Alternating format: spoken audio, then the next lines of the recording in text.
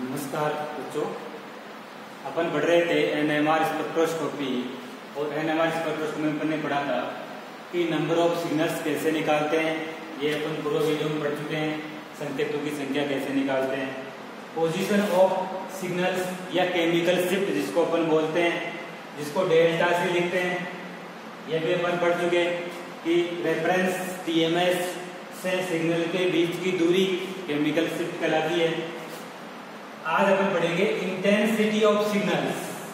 Signals की तीव्रता किस पर निर्भर करती है या सिग्नल्स की तीव्रता को अपन कैसे निर्धारित करें, तो इंटेंसिटी ऑफ सिग्नल्स। और पढ़ेंगे स्प्लिटिंग ऑफ सिग्नल्स जिसको अपन कहते हैं स्पिन स्पिन कपलिंग कहते हैं। तो पहले अपन बात करें इंटेंसिटी ऑफ सिग्नल्स। तो सिग्नल्स की इंटेंसिटी या तीव्रता डिपेंड करती है प्रोटॉन्स की संख्या पर।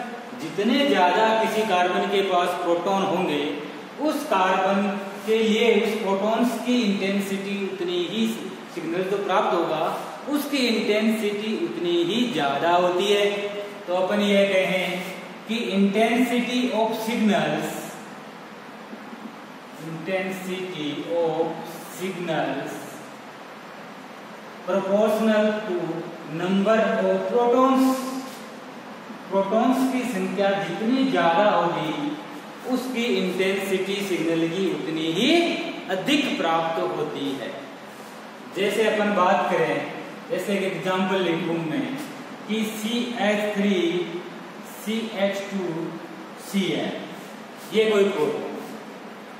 अब यहाँ पे 3 प्रोटॉन है, इस कार्बन के पास 2 प्रोटॉन है। और इस कंपाउंड में एनएमआर स्पेक्ट्रम में अपन पढ़ चुके कि CH3 का एनवायरनमेंट अलग है, CH2 का अलग है। तो ये एनएमआर स्पेक्ट्रोस्कोपी में 2 सिग्नल देता है और दोनों सिग्नलों की इंटेंसिटी अलग अलग होगी। अब ज्यादा किसकी होगी? जिसके प्रोटॉन ज्यादा होंगे। तो इसके पास 3 प्रोटॉन है, इसके पास 2 प्रोटॉन है, तो इसकी इंटेंसिटी का मान ज्यादा होगा और CH2 के लिए इंटेंसिटी का मान कम होगा। तो अपन ये कहें कि intensity of signal in proton NMR spectroscopy also depend on the number of protons. Protons की संख्या पर निर्भर करती है। इसका अपन आगे डिटेल से स्टडी करेंगे, स्पेक्ट्रम बना करके अध्ययन करेंगे कि कैसे अपन इंटेंसिटी डिटेक्ट करते हैं। तो इससे पहले अब अपन पढ़ेंगे splitting of signals, very important topic, splitting of signals जिसको अपन कहते हैं spin spin coupling. Spin spin coupling. तो स्प्लिटिंग ऑफ सिग्नल्स क्या होता है, इसको समझने के लिए अपन पहले एक एग्जांपल के द्वारा समझते हैं कि जैसे मान लो मैंने एग्जांपल लिया CH3 CH2 Cl, ethyl chloride compound है। इस कंपाउंड में 2 तरह के प्रोटॉन हैं, 3 प्रोटॉन एक समान है, 2 प्रोटॉन एक समान है। कुल मिलाकर के इसमें 2 एनएमआर सिग्नल प्राप्त हो रहे हैं। एनएमआर स्पेक्ट्रोस्कोपी के अंदर स्पेक्ट्रम में 2 सिग्नल प्राप्त होते हैं। अब अपन बात करें कि जो 2 सिग्नल जो प्राप्त होंगे उनका आगे फर्दर विपाटन कैसे होता है। स्प्लिट सिग्नल भी आपस में, spin signals adjacent carbon atom की जो स्पिन है उनकी स्पिन आपस में इंटरेक्ट करके और सिग्नल का क्या कर देती है, विपाटन कर देती है, जिसको अपन कहते हैं स्पिन स्पिन कपलिंग। तो अपन समझें कि जैसे मान लो ये कार्बन है, इस कार्बन के पास 2 प्रोटॉन है, तो मैं लिखूं कि जब CH2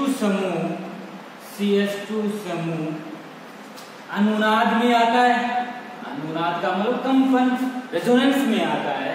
जब CH2 समूह अनुनाद में आता है तो CH2 समूह के पास ये कार्बन है और इसके पास 3 प्रोटॉन है। तो जब CH2 समूह जैसे ही इसकी स्पिन है, हाइड्रोजन की स्पिन रेजोनेंस में आएगी, अनुनाद में आएगी, तो इसका निकटवर्ती कार्बन ये है। CH2 समूह का निकटवर्ती कार्बन CH3 समूह है, तो इसका CH2 समूह का निकटवर्ती कार्बन की स्पिन क्या उत्पन्न करती है? मैग्नेटिक फील्ड उत्पन्न करती है। तो जैसे ही CH2 समूह अनुनाद में आता है तो CH3 समूह का चुंबकीय क्षेत्र, जिसको अपन कहते हैं सेकेंडरी मैग्नेटिक फील्ड का चुंबकीय क्षेत्र, जिसको अपन कहते हैं सेकेंडरी मैग्नेटिक फील्ड, चुंबकीय क्षेत्र, इसके अनुनाद के साथ क्या करेगा? इंटरेक्शन करेगा। जैसे ही CH2 समूह अनुनाद में आता है तो CH3 समूह का चुंबकीय क्षेत्र इसकी स्पिन को विपाटित कर देता है, उसकी स्पिन को तोड़ देता है। तो जैसे ही CH2 समूह अनुनाद में आता है तो CH3 समूह का चुंबकीय क्षेत्र इसकी स्पिन का क्या कर देगा? विपाटन कर देगा। स्पिन विपाटित हो जाती है, स्पिन टूट जाती है, विपाटित हो जाती है। या अपन ये कहें कि CH2 समूह के प्रोटॉन और CH3 समूह के प्रोटॉन की स्पिन आपस में इंटरेक्ट कर सिग्नलों का क्या कर देती है? विपाटन कर देती है, जिसको अपन कहते हैं स्पिन स्पिन कपलिंग। क्या कहते हैं? Spin spin coupling. तो इस प्रकार CH2 समूह का जो सिग्नल प्राप्त होगा उस सिग्नल का क्या हो जाएगा? विपाटन हो जाएगा। किसके कारण हुआ? CH3 समूह के प्रोटॉन्स के कारण। अब CH3 समूह के पास कितने प्रोटॉन है? 3 प्रोटॉन है। तो CH3 समूह के कारण CH2 समूह का जो सिग्नल प्राप्त होगा, जैसे मान लो ये CH2 समूह का NMR सिग्नल है, तो इस सिग्नल का विपाटन हो जाता है। क्या हो जाएगा? इसका स्प्लिटिंग हो जाएगी। और कितने भागों में टूटेगा ये इस प्रकार से 4 भागों में इसका विपाटन हो जाता है। तो पहले NMR एक सिग्नल था, जैसे ही CH3 समूह का सेकेंडरी मैग्नेटिक फील्ड लगा तो इसकी स्पिन क्या होगी? CH2 समूह की स्पिन का विपाटन हो गया। और अपन को अब विपाटन के बाद जो सिग्नल है वो टूट करके इस प्रकार से अपन को इसका विपाटन प्राप्त होता है। तो 1, 2, 3, 4 भागों में, जिसको अपन इसका इंटेंसिटी रेशो लिखें तो इंटेंसिटी रेशो 1:3:3:1 प्राप्त होता है। अब बात करें अपन, ये तो हुई CH2 समूह के कारण। ऐसे ही जब CH3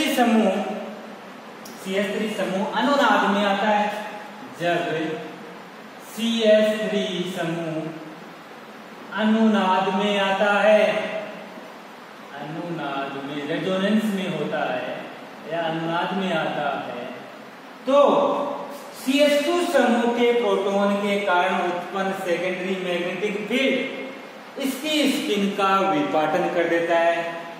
तो क्या होगा? तो CH2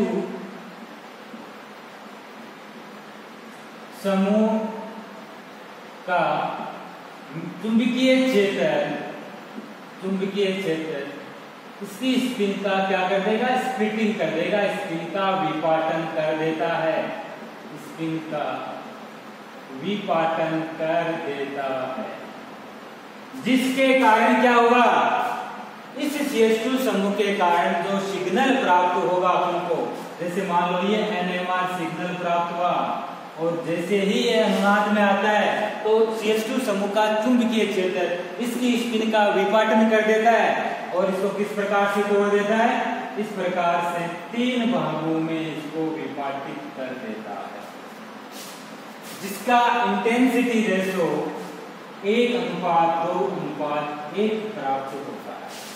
जो ये 3 सिग्नल मिले अपन ने, एक सिग्नल का CH2 समूह के चुंबकीय क्षेत्र के कारण इसका विपाटन हुआ, 3 भागों में विपाटित हुआ और 1:2:1 की तीव्रता के साथ ये सिग्नल अपन को प्राप्त होते हैं।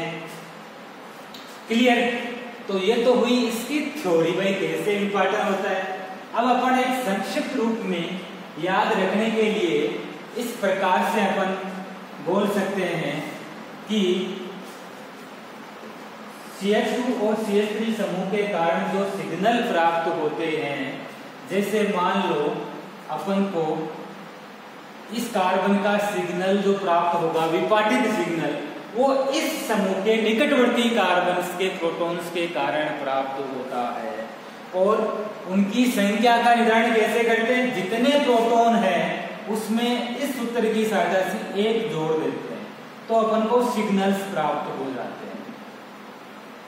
जैसे मैं कहूं कि जो CH3 समूह है इसका सिग्नल किस प्रकार प्राप्त होगा, तो CH3 समूह का नजदीकी कार्बन ये है और इसके पास 2 प्रोटॉन है, तो 2 + 1, तो CH3 के कारण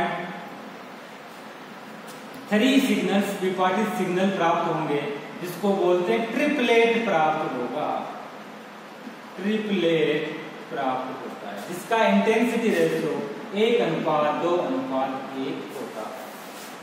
ऐसे ही बात करूं CH2 समूह, इधर तो क्लोरीन है और इसका निकटवर्ती कार्बन क्या है? CH3 है।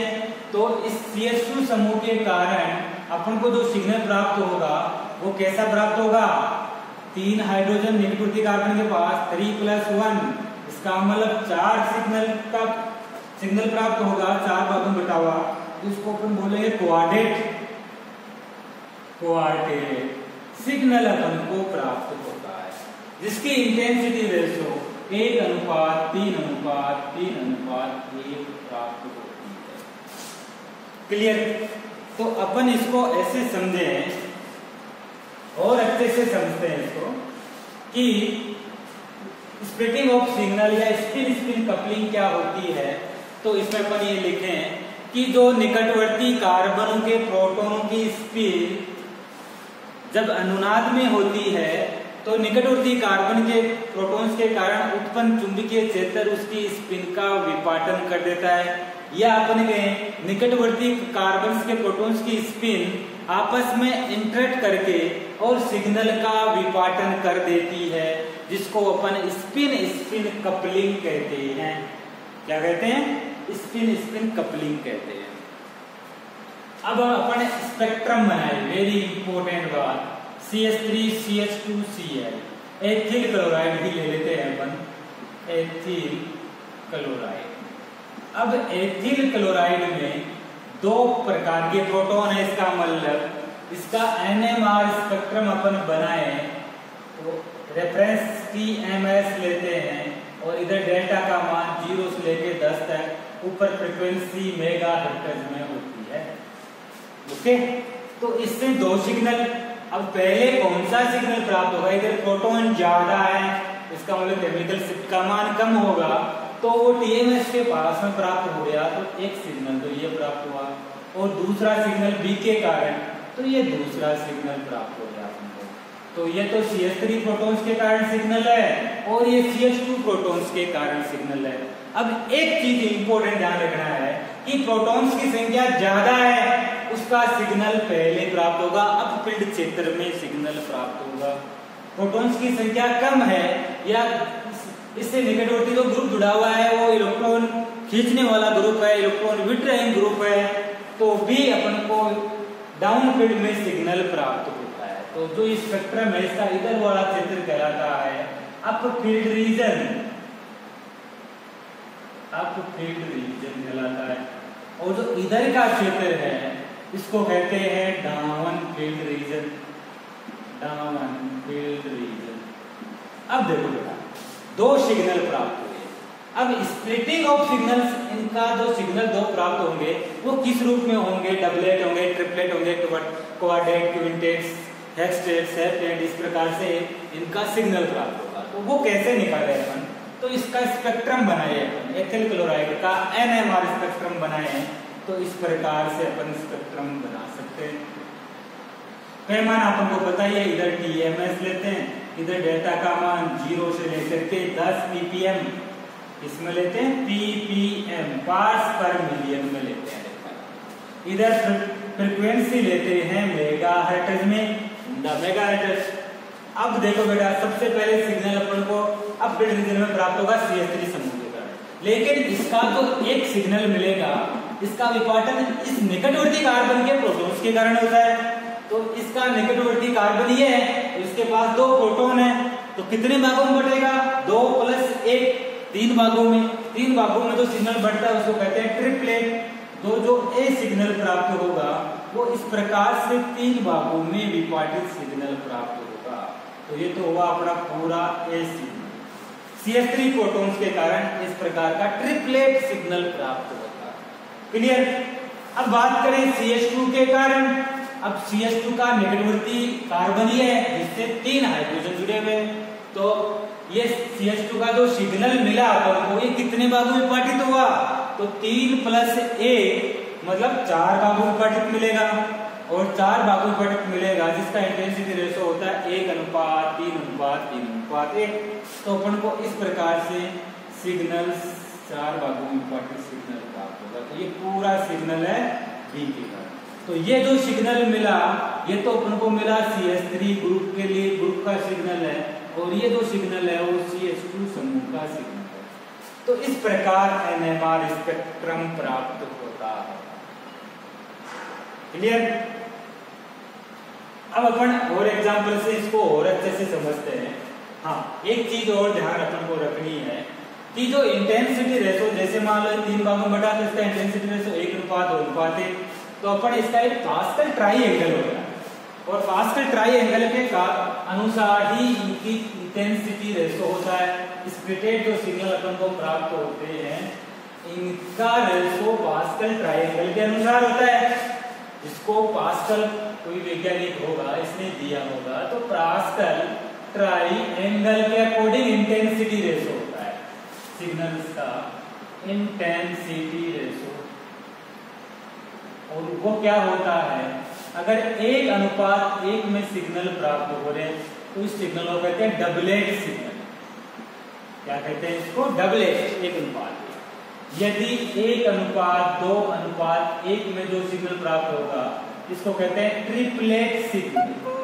ऐसा सिग्नल ट्रिपलेट। तो अपन से पूछे ट्रिपलेट सिग्नल की इंटेंसिटी रेशो क्या होती है?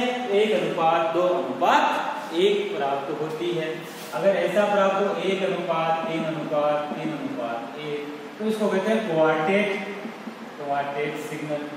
1:3:3:1 प्राप्त होती है इसको कहते हैं क्वार्टेट। और अगर इंटेंसिटी रेशो 1:4:6:4:1 प्राप्त हो इसको कहते हैं क्विंटेट। अगर ऐसा इंटेंसिटी रेशो अपन को मिले तो इसको अपन कहते हैं क्विंटेट। और अगर ऐसा हो 1:5:10:5:1 तो इसको कहते हैं हेक्सटेट। इस प्रकार का जो अपन को जो सिग्नल प्राप्त होगा पैटर्न 1:5:10 10:5:1 तो हेक्सटेट। और अगर अपन को 1:6:15:20:15:6 भागों में सिग्नल डिवाइडेड हो गया इसको कहते हैं septate.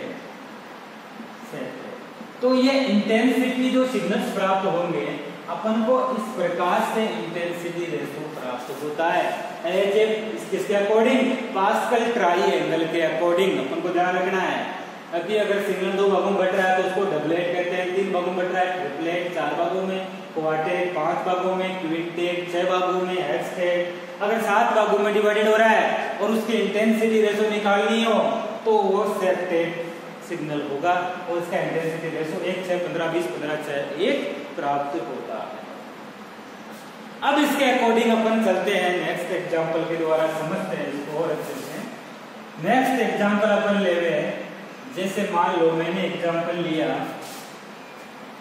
Propane CH3 CH2 CH3।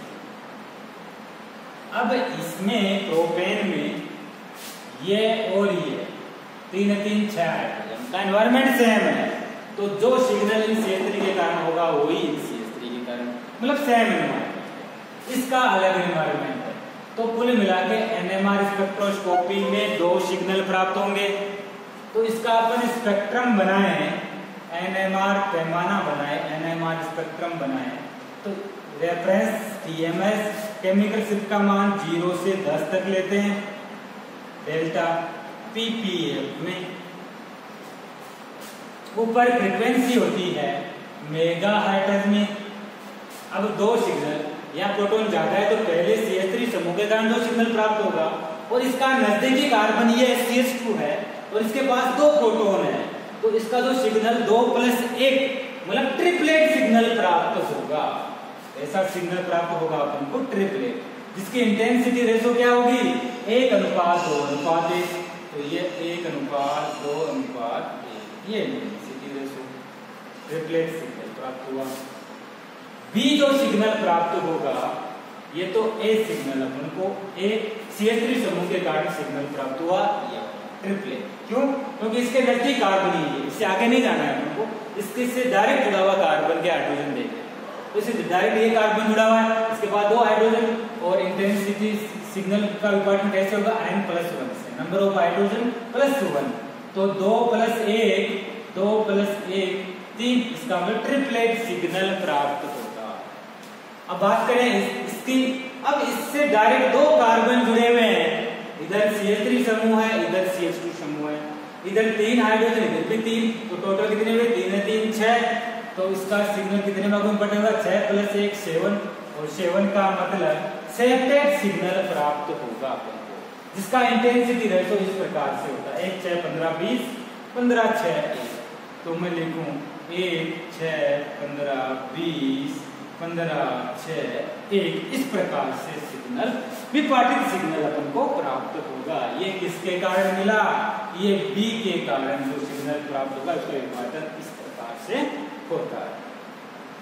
अब 0 से 10 तक केमिकल शिफ्ट की वैल्यू स्टैंडर्ड मान होता है 1 डिग्री कार्बन के लिए 0.5 से 0.3 से 0.5 ppm होता है, तो अलग अलग प्राथमिक द्वितीय कार्बन के लिए और ज्यादा, तृतीय के लिए ज्यादा, अल्कोहल ईथर एल्डिहाइड के लिए सबसे ज्यादा 10 होता है ppm। तो इस प्रकार केमिकल शिफ्ट का मान तो स्टैंडर्ड मान है, हर कंपाउंड के लिए, हर कार्बन के इसके लिए फिक्स होता है, तो उस पे अपन इस सिग्नल को ड्रॉ करके अपन NMR स्पेक्ट्रम इजीली बना सकते हैं। अब नेक्स्ट एग्जाम्पल लेके अपन और एग्जाम्पल के द्वारा और अच्छे से क्लियर करते हैं, क्योंकि अपने एग्जाम में पूछते हैं या फिर कॉम्पिटिटिव एग्जाम में क्वेश्चंस आते हैं कि जैसे मान लो एथिल अल्कोहल लेते हैं, आपकी बार थोड़ा और अच्छा एग्जाम्पल ले रहे हैं अपन, एथिल अल्कोहल, एथिल अल्कोहल। अब एथिल अल्कोहल में देखो बेटा 1 2 3 प्रकार के प्रोटॉन है, ये A B और C 3 प्रकार के प्रोटॉन, इसका मतलब 3 सिग्नल NMR स्पेक्ट्रम में देता है। अब इसका NMR स्पेक्ट्रम बनाएं तो किस प्रकार से प्राप्त होगा? इधर ले लेते हैं रेफरेंस PMS, डेल्टा का मान 0 से लेकर के 10 तक डेल्टा का मान, उधर फ्रीक्वेंसी मेगाहर्ट्ज। अब यहाँ प्रोटॉन ज्यादा है तो पहले इसका सिग्नल प्राप्त होगा अब तो कल्ट क्षेत्र में उच्च क्षेत्र, तो इसका मतलब यहाँ पे अब इससे डायरेक्ट जुड़ा हुआ कार्बन ही है, और इसके पास कितने प्रोटॉन है 2 है, तो जो इसका जो सिग्नल होगा इसका वो इसके प्रोटॉन्स के कारण प्राप्त होता है, तो 2+1 3 का मतलब ट्रिपलेट, तो ए जो सिग्नल होगा वो ट्रिपलेट के रूप में होगा ऐसे। तो ये तो हुआ ए सिग्नल, क्लियर। अब बात करें बी की, इससे डायरेक्ट ये कार्बन जुड़ा, इधर तो ऑक्सीजन है, फिर ऑक्सीजन से हाइड्रोजन जुड़ा हुआ है ऐसे, तो डायरेक्ट जुड़ा हुआ कार्बन ही है, 3 प्रोटॉन 3+1 4 का मतलब क्वाड्रेट का मतलब इंटेंसिटी रेशो इस प्रकार 1:3:3:1 ये प्राप्त हो गया। अब जो ये प्रोटॉन है ये ऑक्सीजन से डायरेक्ट जुड़ा हुआ है, कार्बन से नहीं जुड़ा हुआ, तो इसका अकेले का ही एक सिंगल, इसका विपाटन नहीं होता है, इसका एक सिंगल ब्रॉड पीक प्राप्त होती है, क्योंकि वो हाई इलेक्ट्रॉन नेगेटिव एटम से जुड़ा हुआ है, ऑक्सीजन की विद्युतीयता ज्यादा होती है, तो इसके साथ इसका ब्रॉड पीक प्राप्त होगा इस प्रकार से। तो ये हो गया ये बी के कारण और ये सी प्रोटॉन्स के कारण, तो इस प्रकार अपन को NMR स्पेक्ट्रम प्राप्त होता है, क्लियर। अपन एक एग्जांपल से और समझते हैं इसको, जैसे मान लो अपन ने एग्जांपल लिया CH3 CH3 CH2 और CS, ये कोई एक कंपाउंड है और इसका नाम है, 5 कार्बन है, तो ये हो गया आइसोपेंटेन। आइसोपेंटेन एग्जाम्पल लिया। अब आइसोपेंटेन में देखो इसका एनवायरमेंट सेम है तो एक सिग्नल, फिर इसके कारण B, फिर C और फिर D, तो 1 2 3 4, तो ये NMR में 4 सिग्नल देता है। अब इसका स्पेक्ट्रम कैसे बनता है, दैट इज मोर इम्पोर्टेंट। तो इधर तो लेते हैं अपन रेफरेंस TMS 0 से लेकर के 10 तक। तो सबसे पहले इनके कारण, अब इस कार्बन से डायरेक्ट ये कार्बन जुड़ा हुआ है, तो एक ही हाइड्रोजन है, 1 + 1 2, तो इसके कारण डबलेट सिग्नल प्राप्त होगा। ये डबलेट सिग्नल जिसकी इंटेंसिटी रेशो 1:1 होती है। अब बात करें इसके कारण, तो 3 3 6 और 2 8, तो देखो बेटा 3 3 6 हाइड्रोजन तो ये हो गए और 2 हाइड्रोजन ये हो गए, 6 2 8 और 8 + 1 तो 9। इसका मतलब 9 सिग्नल प्राप्त हो रहे हैं, तो नोनेट प्रकार का सिग्नल प्राप्त होगा। इस प्रकार से 9 भागों में डिवाइडेड, ये तो बाद में प्राप्त होगा, पहले B का निकाल लेते हैं क्योंकि यह टर्सरी कार्बन है, तो इस कार्बन की केमिकल शिफ्ट का मान ज्यादा होता है, तो ये डाउन फील्ड में प्राप्त होगा। इससे पहले ये प्राथमिक कार्बन, ये प्राथमिक इनका अपफील्ड सिग्नल में, तो पहले A का प्राप्त हुआ। अब B का देखो ये 2 कार्बन 2 हाइड्रोजन है, तो ट्रिपलेट, तो ये ट्रिपलेट हो गया 1 2 3, ये ट्रिपलेट हो गया। फिर C 3 और 1 4 जुड़े हुए, तो क्विंटेट का इंटेंसिटी रेशो इस प्रकार से क्विंटेट प्राप्त हो जाएगा, ये क्विंटेट हो गया। फिर D, अब D का देखो 3 3 6 2 8, 8 + 1 9, तो 9 भागों में टूटेगा ये इस प्रकार से। तो ये इस प्रकार से 1 2 3 4 5 6 7 8 9, इस प्रकार से 9 भागों में। तो ये A का सिग्नल, ये B का, ये C का और ये D का सिग्नल। तो इस प्रकार से अपन NMR स्पेक्ट्रम पैमाना बना सकते हैं। नेक्स्ट अगला पार्ट इसका, इसी पैमाने बनाने का प्रोसेस कैसा है, केमिकल शिफ्ट का मान कैसे लिखते हैं, वो अपन नेक्स्ट वीडियो में पढ़ेंगे। Thank you.